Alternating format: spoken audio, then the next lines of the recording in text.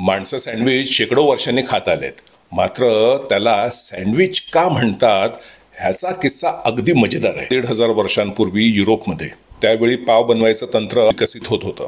मात्र पाव जास्त वेळ राहील ह्याचं तंत्र त्यावेळी नव्हतं, त्यामुळे तो लवकर खराब व्हायचा.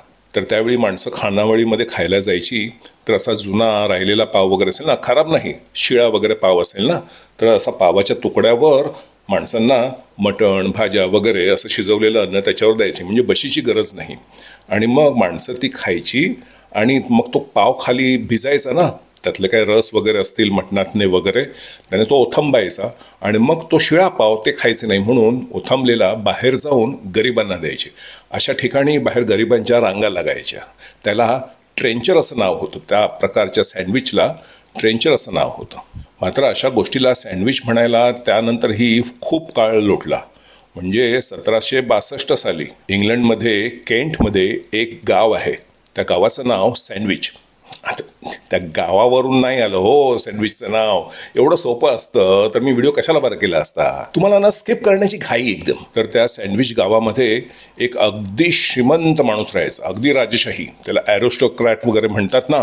त्यावेळी सर होते, म्हणजे आज पण आहे तो सर, मतलब ते सर म्हणतो. लॉर्ड होते, लॉर्ड माउंटबॅटन कसा, त्याच्यासारखा नाही, मात्र अशा पदव्या होत्या.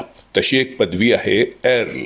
तर असा तो सँडविच गावचा एर्ल होता. त्याचं नाव जॉन मॉन्टेग्यू. आणि त्यावेळी अशी मोठी पदे धारण केलेल्या लोकांना नावाने हाक मारण्याची पद्धत नव्हती. इंग्लंडची राणी होती तेव्हा आपण म्हणायचं हो क्वीन एलिझाबेथ, मात्र इंग्लंडमध्ये क्वीन ऑफ इंग्लंड म्हणायचे, नाव नाही घ्यायचे. तसेच या सँडविच गावच्या अर्लला, त्या जॉन मॉन्टेग्यू न म्हणता एर्ल ऑफ सँडविच असे म्हणायचे. तो सँडविच गावचा चौथा एर्ल होता. मात्र त्याला जुगार खेळण्याची फार वाईट सवय होती. सकाळपासून संध्याकाळपर्यंत जुगार. आणि असे लोक जुगार खेळतात म्हणजे आपल्यासारखे नाही तिकडे कुठे गल्लीमध्ये जाऊन असे चिठ्ठ्या बिठ्ठ्या टाकून, तसे नाही. त्यांच्यासाठी असे मोठ्या मोठ्या जागा असतात, राजवाड्यासारख्या, तिकडे खायला प्यायला वगैरे असतं, कळलं. तिकडे मोठे मोठे कपडे वगैरे घालून येतात चांगले. तिथे शिरल्याबरोबर म्हणतात सँडविचच्या अर्लने आत यावे, सँडविचच्या अर्लने बसावे. आता तुम्ही विचार केला का, हा सकाळपासून संध्याकाळपर्यंत ते पत्ते आणि जुगार खेळणार, तो खाणार कधी, जेवणार कधी? आणि या ॲरिस्टोक्रॅट लोकांचा जेवणाचा पसारा किती असतो हे तुम्हाला माहिती आहे. 700 चमचे आणि 900 ताटं. आणि जेवायचं म्हटलं तर डाव सोडला पाहिजे, आणि ते त्याला जमायचं नाही. जुगाराचं जाम व्यसन त्याला. म्हणजे आता टेबल सोडून जाता येत नाही आणि टेबलावर खाता येत नाही. टेबल सगळं पत्ते आणि पैशाने भरलेलं. तर मग तो काय करायचा, त्याला भूक लागायची ना, तर तो वेटरला बोलवायचा. वेटर म्हणजे तिथे त्यांना बटलर असतात नाही का, बटलर. तो बटलरला बोलवायचा आणि मग त्याला सांगायचा मला एका लहान बशीमध्ये काहीतरी थोडेसे तुकडे काहीतरी खायला घेऊन ये. मात्र पत्ते एकाच हाताने खेळता येत नाही, दोन्ही हात वापरावे लागतात.